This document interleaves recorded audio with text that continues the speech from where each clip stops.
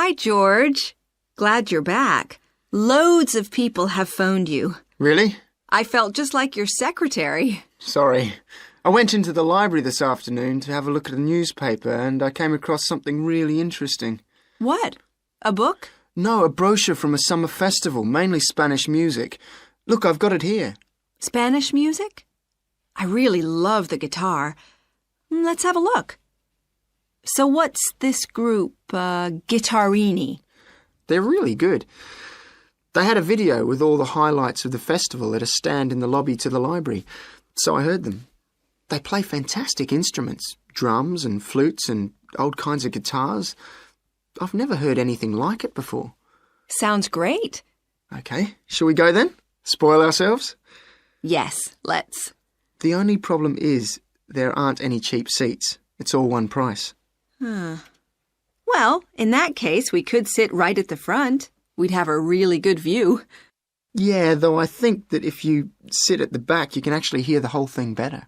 Yes. Anyway, we can decide when we get there. Now listen and answer questions 3 to 10. So will you fill in the form or shall I? I'll do it. Name, George O'Neill. Address, 48 North Avenue, Westsea. Do you remember our new postcode? Still can't remember it. Just a minute. I've got it written down here. WS6 2YH. Do you need the phone too? Please. I'm really bad at numbers. 01674 553 242. So let's book 2 tickets for Guittarini. OK. If you're sure $7.50 each is all right. How do you feel about the singer? I haven't quite decided. But I've noticed something on the booking form that might just persuade me. What's that then? Free refreshments. Really? Yes, look here. Sunday, 17th of June. Singer. Ticket, £6, includes drinks in the garden. Sounds like a bargain to me. Yes. Let's book 2 tickets for that. So, what else? I'm feeling quite keen now. How about the pianist on the 22nd of June? Anna Ventura? I've just remembered that's my evening class night. That's okay. I'll just have to go on my own. But we can go to the Spanish dance and guitar concert together, can't we? Yes, I'm sure Tom and Kieran would enjoy that too. Good heavens, £10.50 a ticket. I can see we're going to have to go without food for the rest of the week. We'll need to book 4. Wish we were students. Look, children, students, and senior citizens get a 50% discount on everything. If only. That is the end of Section 1. Section 2. Now listen carefully and answer questions 11 to 15. Hello, and thank you for asking me to your teachers' meeting to talk about the Dinosaur Museum and to tell you a bit about what you can do with your students there. Well, let me give you some of the basic information first. In regard to opening hours, we're open every day of the week from 9 a.m. to 8 p.m, except on Mondays, when we close at 1:30 p.m. And in fact, the only day in the year when we're closed is on the 25th of December. You can book a guided tour for your school group any time that we're open. If you bring a school group to the museum, when you arrive, we ask you to remain with your group in the car park. One or more of the tour guides will welcome you there and brief you about what the tour will be about. We do this there because our entrance is quite small and we really haven't got much room for briefing groups in the exhibition area. As far as the amount of time you'll need goes, if you bring a school group, you should plan on allowing a minimum of 90 minutes for the visit. This allows 15 minutes to get on and off the coach, 45 minutes for the guided tour, and 30 minutes for after-tour activities. If you're going to have lunch at the museum, you will of course have to allow more time. There are 2 cafes in the museum with seating for 80 people. If you want to eat there, you'll need to reserve some seating, as they can get quite crowded at lunchtime. Then, outside the museum at the back, there are tables, and students can bring their own lunch and eat it there in the open air. Now listen and answer questions 16 to 20.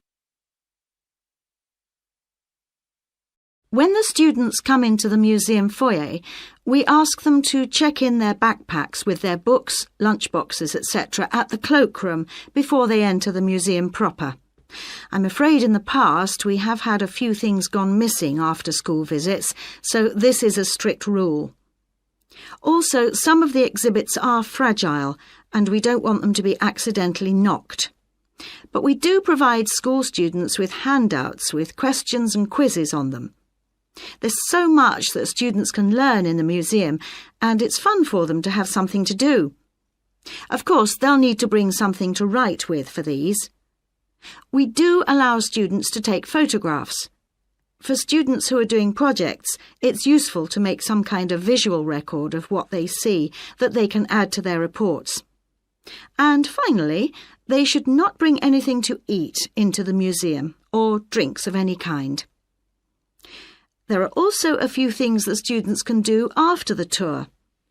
In the theaterette on the ground floor, there are continuous screenings of short documentaries about dinosaurs which they can see at any time. We used to have an activity room with more interactive things like making models of dinosaurs and drawing and painting pictures, even hunting for dinosaur eggs.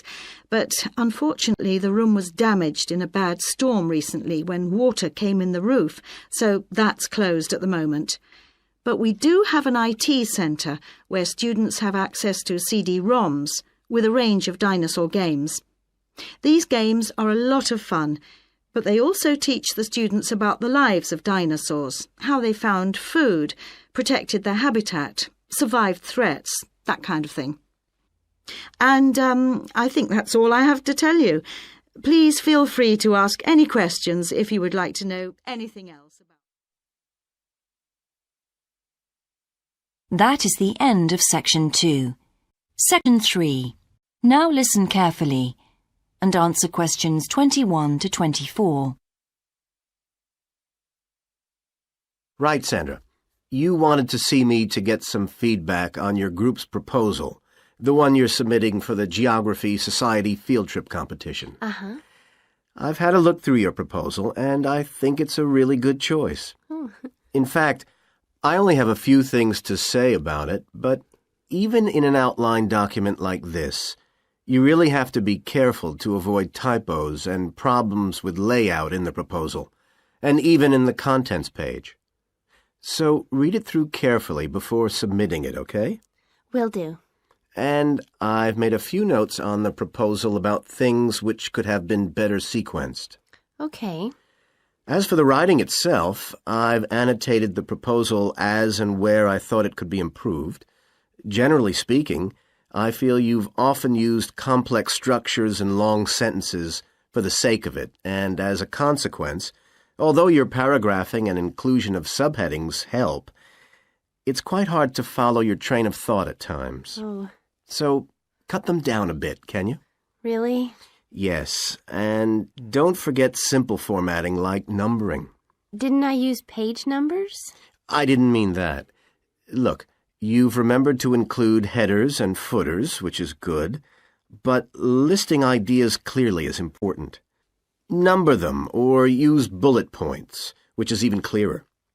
Then you'll focus the reader on your main points. I thought your suggestion to go to the Navajo Tribal Park was a very good idea. No, I've always wanted to go there. My father was a great fan of cowboy films and the Wild West, so I was subjected to seeing all the epics, many of which were shot there. Mm-hmm. As a consequence, it feels very familiar to me, and it's awesome, both geographically and visually. So it's somewhere I've always wanted to visit. The subsequent research I did and the online photographs made me even keener. Now listen and answer questions 25 to 30. Interesting. Right. Let's look at the content of your proposal now. Did you find it comprehensive enough? Well, yes and no. You've listed several different topics on your contents page, but I'm not sure they're all relevant. No?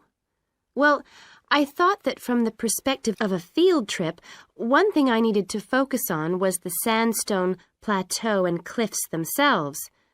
The way they tower up from the flat landscape is just amazing. The fact that the surrounding softer rocks were eroded by wind and rain, leaving these huge outcrops high above the plain. It's hardly surprising that tourists flock to see the area.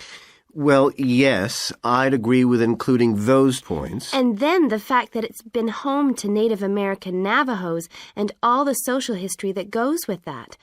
The hardships they endured trying to save their territory from the invading settlers. Their culture is so rich. All those wonderful stories.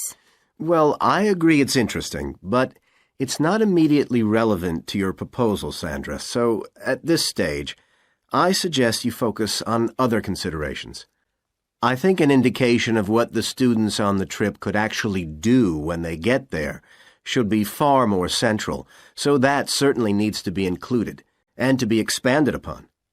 And I'd like to see something about the local wildlife and vegetation, too. Not that I imagine there's much to see. Presumably the tourist invasion hasn't helped. Okay, I'll do some work on those two areas as well. But you're right, there's not much apart from some very shallow-rooted species. Although it's cold and snowy there in the winter, the earth is baked so hard in the summer sun that rainwater can't penetrate. So it's a case of flood or drought, really. So I understand. Now, before we look at everything in more detail, I've got a few factual questions for you. It would be a good idea to include the answers in your finished proposal, because they're missing from your draft. Fine. So you mentioned the monoliths and the spires, which was good. But what area does the tribal park cover? Do you know? 12,000 hectares, and the plain is at about 5,850 meters above sea level. Larger than I expected. Okay, where's the nearest accommodation? That's a practical detail that you haven't included. Have you done any research on that? Yes. There's nowhere to stay in the park itself, but there's an old trading post called Goulding quite near. All kinds of tours start from Goulding, too. What kind of tours? Well, the most popular are in four-wheel drive Jeeps, but I wouldn't recommend hiring those. I think the best way to appreciate the area would be to hire horses instead and trek around on those. Biking is not allowed, and it's impossible to drive around the area in private vehicles. The tracks are too rough. Okay. Lastly, what else is worth visiting there? There are several caves, but I haven't looked into any details. I'll find out about them. Okay, good. Now what I'd like to know is more about... That is the end of Section 3. Section 4. Now listen carefully and answer questions 31 to 40. So, welcome to your introductory geography lecture. We'll begin with some basics. Firstly, what do we learn by studying geography? Well, we learn a great deal about all the processes that have affected and that continue to affect the Earth's surface. But we learn far more than that, because studying geography also informs us about the different kinds of relationships that develop between a particular environment and the people that live there. Okay, we like to think of geography as having two main branches. There's the study of the nature of our planet, its physical features, what it actually looks like, and then there's the study of the ways in which we choose to live and of the impact of those on our planet. Our current use of carbon fuels is a good example of that.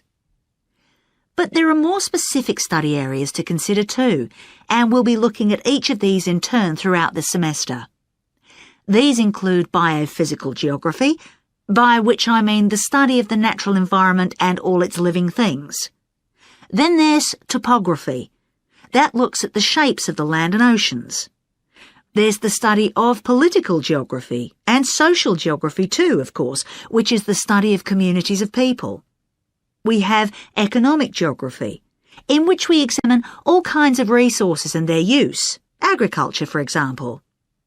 Next comes historical geography, the understanding of how people and their environments and the ways they interact have changed over a period of time. And urban geography, an aspect I'm particularly interested in, which takes as its focus the location of cities, the services that those cities provide, and migration of people to and from such cities. And lastly, we have cartography. That's the art and science of map making. You'll be doing a lot of that.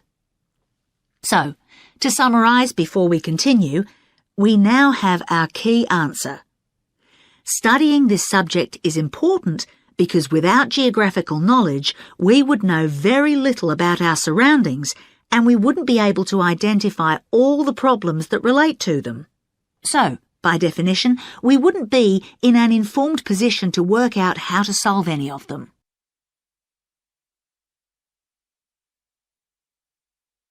Okay, now for some practicalities.